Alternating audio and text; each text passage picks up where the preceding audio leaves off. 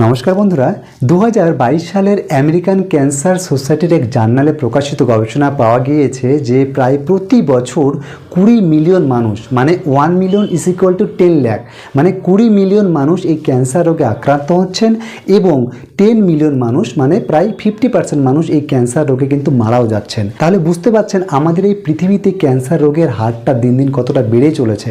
তাই আমার মনে হলো যে এই বিষয়ে আমাদের অবশ্যই সকলকে জানা উচিত এবং আমাদের পরিবারের সাথে সাথে আমাদের সমাজকে অবশ্যই সচেতন করা উচিত। তাই আজকে আমি এই ভিডিওর মাধ্যমে আলোচনা করব ক্যান্সার বলতে আসলে কি বোঝায়, ক্যান্সার রোগ দিন দিন এতটা কেন ছড়াচ্ছে এবং ক্যান্সার রোগের সাইন অ্যান্ড সিমটমস কি, মানে কি দেখে বুঝতে পারবো যে আমার শরীরের মধ্যে ক্যান্সার রোগ রয়েছে কিনা, এবং সর্বশেষ আলোচনা করব এই রোগ থেকে, এই মারণবেদী রোগ থেকে আমরা কীভাবে নিজেদেরকে সুস্থ সবল রাখতে পারবো এবং আমাদের সমাজকে হেলদি রাখতে পারবো। তাই চলুন দেরি না করে ডাইরেক্ট এবার পয়েন্টে কথা বলি। বন্ধুরা, ভিডিও শুরুতে আমি আমার মাকে দেখাতে চাইবো।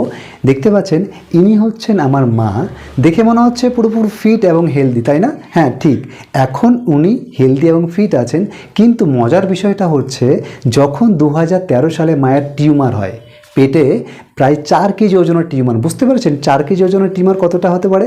4 কেজি ওজনের টিউমার যখন হয় এবং সেটা দীর্ঘদিন থাকার ফলে সেখান থেকে ক্যান্সারের রূপ নেয়। আর ক্যান্সারটা হয় কি?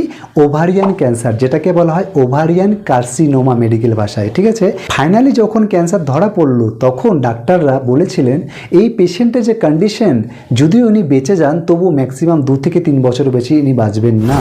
কারণ সেই সময় মায়ের কন্ডিশনটা এতটাই খারাপ হয়ে গিয়েছিল যে কেউ বলবে না যে পেশেন্ট আর কয়েকটা দিন বেঁচে থাকবে, ঠিক আছে? কিন্তু আপনাদের সকলের ভালোবাসা, আপনাদের সকলের আশীর্বাদে এবং ভগবান আল্লাহর আশীর্বাদে উনি এখনও সুস্থ আছেন, হেলদি আছেন। 2013 সাল থেকে যখন ডাক্তার বলেছিল 2 থেকে 3 বছর বেঁচে বাঁচবে না, 2013 সাল টু টিল নাও, মানে ওদিকে 7 বছর এদিকে 5 বছর, এখনও 12 বছর উনি এখনও হেলদি আছেন, সুস্থ আছেন। কারণটা কি? কারণ হচ্ছে আমাদের ডেইলি লাইফস্টাইল, আমাদের ডায়েট, আমাদের চিন্তা ভাবনা, আমরা সকাল থেকে রাত্রি অবধি কী করছি, কী ভাবছি, কী খাচ্ছি, কোথায় যাচ্ছি না করছি, এগুলো সবই কিন্তু আমাদের একটি হেলদি লাইফস্টাইলের পার্ট। আর আমার মা যথেষ্ট হেলথ কনসিয়াস, মানে উনি সম্পূর্ণ ভেজ খাবার খান এবং দুবেলার সাধনা, পুজো পাঠ, ব্যায়াম ইত্যাদির মধ্যে উনি নিজেকে ব্যস্ত রাখেন বলেই এখন উনি সুস্থ ও সবল আছেন। তাই ডাক্তারদের কাছে যখন আমরা ভিজিট করাতে যাই মাকে নিয়ে, তখন ডাক্তাররা দেখে শকড হয়ে যায় যে আপনার মা এখনও বেঁচে আছে, শুধু তাই নয় এখনও হেলদি আছে, সুস্থ আছে, কথা বলতে পারছে। তো ব্যাপারটা হচ্ছে আমাদের পুরোপুরি লাইফস্টাইলটা কেমনভাবে আমরা কাটাচ্ছি নিজের দিনটা, সেটা ডিপেন্ড করছে যে আমরা কতটা হেলদি আছি, কতটা আনহেলদি আছি। তো যাই হোক, আপনাদের সামনে মায়ের আজকে একটি ছবি দেখালাম। পরবর্তীতে কখনো সম্ভব হলে ক্যামেরার সামনে অবশ্যই মাকে নিয়ে আসবো এবং আপনাদের সাথে অবশ্যই ইন্ট্রোডিউস করিয়ে দেবো। চলুন এবার আমরা ডাইরেক্ট এই ভিডিওর মেন পয়েন্টে কথা বলি, অর্থাৎ হোয়াট ইজ ক্যান্সার, ক্যান্সার বলতে কী বোঝায়। দেখুন, আমি এই ভিডিওটা যতটা পারা যায় সংক্ষিপ্ত করার চেষ্টা করব এবং ইজি ল্যাঙ্গুয়েজে কথা বলবো, কোনো রকম মেডিকেল টার্ম ইউজ করব না, যেটা আমার বোঝাতে এবং আপনাদের বুঝতে সুবিধা হবে। দেখুন, শর্ট ভাষায় বলতে গেলে ক্যান্সার হচ্ছে আমাদের শরীরটা কি কোটি কোটি বিলিয়ন বিলিয়ন কোষ দিয়ে গঠিত, টিস্যু দিয়ে গঠিত, তাই না? এই কোষগুলো কি হয়, আমাদের শরীরে প্রতিদিন হাজার হাজার কোটি কোটি কোষ তৈরি হচ্ছে, আবার কোটি কোটি কোষের কিন্তু বিন্যাসও ঘটছে। কিন্তু ক্যান্সারের ক্ষেত্রে এই কোষগুলো বিন্যাস ঘটে না বা নষ্ট হয়ে যায় না, ফলে আমাদের শরীরে অস্বাভাবিকভাবে বাড়তে শুরু করে এবং নিয়ন্ত্রণের বাইরে চলে যায়। ফলে কি হয়, আমাদের শরীরে যে সুস্থ কোষগুলো রয়েছে সেগুলোকেও আস্তে আস্তে আক্রান্ত করতে থাকে এবং শরীরের বিভিন্ন জায়গায় ছড়িয়ে পড়ে, যেমন আমাদের ফুসফুস, স্তন, ত্বক, পাকস্থলী এবং রক্তেও কিন্তু ছড়িয়ে পড়তে থাকে। এবার আলোচনা করছি আমাদের শরীরে ক্যান্সার কিভাবে তৈরি হয়, অর্থাৎ ক্যান্সার তৈরি হওয়ার মেন কারণ কি। প্রথম নাম্বারটি হচ্ছে জেনেটিক মিউটেশন, অর্থাৎ জিনের পরিবর্তন। ক্যান্সার তখন হয় যখন আমাদের কোষের ভেতরে থাকা ডিএনএ, মানে ডিঅক্সিরাইবোনিউক্লিক অ্যাসিড, এই ডিএনএ যখন আস্তে আস্তে নষ্ট হতে থাকে, সেটা হতে পারে আপনার বংশগতি থেকে আসা বা আপনার জীবনধারার মাধ্যমে ঘটতে পারে। এবার আপনাদের মধ্যে অনেকেই বলবেন যে ডিএনএ কি। দেখুন, ডিএনএ আমাদের শরীরের বৈশিষ্ট্য, যেমন আমাদের উচ্চতা, আমাদের চোখের রং নির্ধারণ করে এবং কোষকে বলে দেয় কিভাবে কাজ করতে হবে এবং প্রোটিন তৈরি করতে হবে। এবং এই ডিএনএ আমরা আমাদের পিতা মাতার কাছ থেকে পেয়ে থাকি। তাই অনেক সময় বলা হয় না যেটা কার বাচ্চা, ডিএনএ টেস্ট করলে পাওয়া যাবে। 2 নম্বরটা অনিয়ন্ত্রিত কোষের বৃদ্ধি। আমি প্রথমেই বললাম কি হয়, আমাদের স্বাভাবিক কোষগুলো, সুস্থ হেলদি সেলসগুলো কি হয়, এগুলো প্রতিদিন জেনারেট হচ্ছে আবার প্রতিদিন ডিস্ট্রয় হচ্ছে। কিন্তু ক্যান্সারের ক্ষেত্রে এই কোষগুলো ডিস্ট্রয় হয় না, এগুলো অনিয়ন্ত্রিতভাবে, অস্বাভাবিকভাবে আমাদের শরীরে বৃদ্ধি পেতে থাকে। ফলে আমাদের শরীরে বিভিন্ন জায়গায় টিউমার তৈরি হয়, যেটা কিন্তু ক্যান্সারের একটা সিমটম বা কারণ হতে পারে। 3 নম্বর ডিএনএ মেরামতের ব্যবস্থা। আমাদের শরীরে ক্ষতিগ্রস্ত ডিএনএ মেরামতের একটা স্বাভাবিক ব্যবস্থা রয়েছে, কিন্তু যদি এই ব্যবস্থা কাজ না করে তখন আমাদের শরীরে ক্যান্সার কোষগুলো বাড়তে থাকে।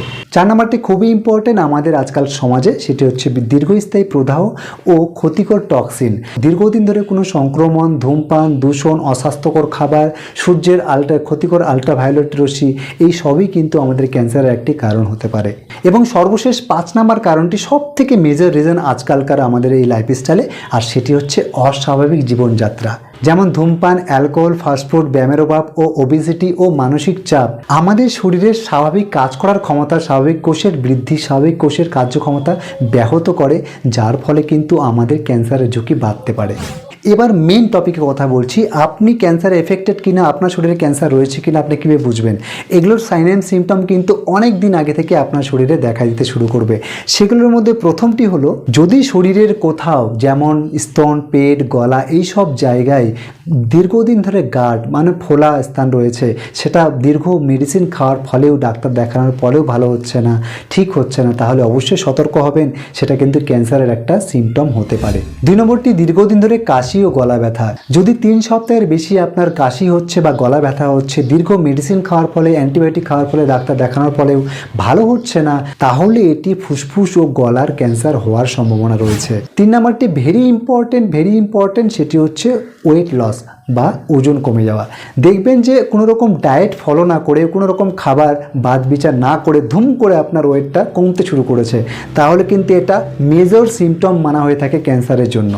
4 নম্বরটি কোনো ক্ষত বা কাটা জায়গা শুকোতে দেরি হওয়া, মানে আপনার শরীরে যদি কোথাও কেটে গিয়েছে বা কোথাও ঘা রয়েছে, সেটা দীর্ঘ মেডিসিন খাওয়ার ফলেও, বিভিন্ন মলম, অ্যান্টিবায়োটিক খাওয়ার ফলেও কিন্তু আপনার যদি না শুকোচ্ছে, তাহলে সেটা ক্যান্সারের একটি মুখ্য কারণ মানা হয়ে থাকে। 5 নম্বরটি খুবই গুরুত্বপূর্ণ, অস্বাভাবিক রক্তক্ষরণ। কফ, পায়খানা, প্রস্রাব ও মাসিকের সময় যদি দেখছেন যে আপনার শরীর থেকে অস্বাভাবিক রক্তক্ষরণ হচ্ছে, সেটা কিছুতেই বন্ধ হচ্ছে না, সেটাও কিন্তু একটা ক্যান্সারের মুখ্য কারণ মানা হয়ে থাকে। লাস্ট হচ্ছে দীর্ঘদিন ধরে যদি আপনার গ্যাস্ট্রিক অ্যাসিডিটি, কোষ্ঠকাঠিন্য সমস্যা থাকে এবং আপনি কোনো খাবার খাচ্ছেন, গিলতে পারছেন না, গলা ব্যথা করছে, তাহলে সেটা শ্বাসনালীর ক্যান্সার বা পাকস্থলীর ক্যান্সার হওয়ার কিন্তু প্রবাবিলিটি রয়েছে। বন্ধুরা, এইসব কারণ যদি আপনি নিজের মধ্যে দেখতে পান বা আপনার পরিবারে বা আপনার সমাজে কারোর মধ্যে দেখতে পাচ্ছেন, তাহলে অবশ্যই দ্রুত ডাক্তারের শরণাপন্ন হবেন এবং আপনার প্রপার ট্রিটমেন্ট করাবেন। এবং সাথে সাথে এখন আমি কিছু ঘরোয়া ট্রিটমেন্ট নিয়ে কথা বলবো, সেগুলো অবশ্যই অ্যাপ্লাই করবেন। প্রথম ঘরোয়া চিকিৎসাটা যেটা আমরা করব ক্যান্সারের জন্য, ক্যান্সারটাকে হিলিং করার জন্য, ক্যান্সারটাকে পুরোপুরি বিনাশ করার জন্য, প্রথমটি হচ্ছে আমাদের হলুদ, নিমপাতা এবং লেবু। হলুদ কেন নেব? কারণ এই হলুদের মধ্যে কারকিউমিন নামক একটি উপাদান থাকে, যেটাকে স্ট্রং অ্যান্টিঅক্সিডেন্ট এবং প্রদাহনাশক হিসেবে মানা হয়ে থাকে, এবং লেবুর মধ্যে থাকে প্রচুর মাত্রায় ভিটামিন সি, যেটা আমাদের রোগ প্রতিরোধ ক্ষমতা বাড়িয়ে দেয় এবং ফ্রি রেডিকেলসগুলোকে দূর করতে সাহায্য করে, এবং সাথে সাথে ক্যান্সারের কোষগুলোর বিন্যাস ঘটাতে সাহায্য করে। এবং নিম পাতার মধ্যে রয়েছে প্রচুর মাত্রায় অ্যান্টিব্যাকটেরিয়াল এবং অ্যান্টি ইনফ্লেমেটরি উপাদান, যেটা আমাদের শরীরে থাকা যত রকম টক্সিন সবগুলোকে দূর করতে সাহায্য করে এবং ক্যান্সার রোধে সাহায্য করে। 2 নম্বরটি, এটা সকলের জন্য প্রযোজ্য, অর্থাৎ সকলে এটা ব্যবহার করতে পারবে, সেটি হচ্ছে বিট ও গাজর ও আমলা। এই গাজরের মধ্যে থাকা প্রচুর মাত্রায় বিটা ক্যারোটিন নামক একটি উপাদান, যেটা ক্যান্সার সেলসকে ধ্বংস করতে, নষ্ট করতে সাহায্য করে। এবং এই যে বিটরুট, এই বিটরুটের মধ্যে থাকে প্রচুর মাত্রায় অ্যান্টিঅক্সিডেন্ট, এবং বিটরুট আমাদের শরীরে রক্ত পরিষ্কার করে এবং ক্যান্সারের কোষগুলোকে বাড়তে দেয় না। 3 নম্বর খাবারটি ক্যান্সারের জন্য খুবই গুরুত্বপূর্ণ একটি খাবার, সেটি হচ্ছে কিউনোয়া। এই কিউনোয়া একটি উদ্ভিদ থেকে পাওয়া যায়, এটা এক ধরনের ছোট ছোট সিড, সাদা লাল বর্ণের হয়ে থাকে। এই সিডসটা, এই যে বীজটা, এই বীজের মধ্যে প্রচুর মাত্রায় প্রোটিন ও ফাইবার পাওয়া যায়, যেটা ক্যান্সারের প্রতিরোধে সাহায্য করে, এবং আমাদের শরীরে যদি প্রোটিন ডিফিসিয়েন্সি থাকে বা ফাইবারের কমি রয়েছে, সেটাও কিন্তু দূর করতে সাহায্য করে। মোট কথা, এই কয়েকটি খাবার যদি আমরা রোজ খেতে পারি, তাহলে কিন্তু আমাদের শুধু ক্যান্সারের সেল ধ্বংস করতে সাহায্য করবে না, বরং আমাদের শরীরের রোগ প্রতিরোধ ক্ষমতা বাড়িয়ে তুলবে, এবং আমাদের শরীরে যদি হিমোগ্লোবিন কম থাকে, আমাদের শরীরে যদি ইমিউনিটি পাওয়ার কম থাকে, সেগুলো কিন্তু বাড়িয়ে তুলতে সাহায্য করবে, এবং ন্যাচারালি আমাদের শরীরের হিলিং প্রসেসটাকে আরও বাড়িয়ে তুলতে সাহায্য করবে। আশা করি বন্ধুরা, এই ভিডিওর মাধ্যমে দেওয়া যাবতীয় তথ্য অবশ্যই আপনাদেরকে ভালো লেগেছে। আর যদি ভালো লাগে, তাহলে ভিডিওটি প্রচুর পরিমাণে শেয়ার করে দেবেন, যেন আপনার সাথে সাথে অন্যরাও উপকৃত হয়। নমস্কার বন্ধুরা, সকলে সুস্থ সবল থাকবেন, ভালো থাকবেন, দেখা হচ্ছে পরের ভিডিওতে।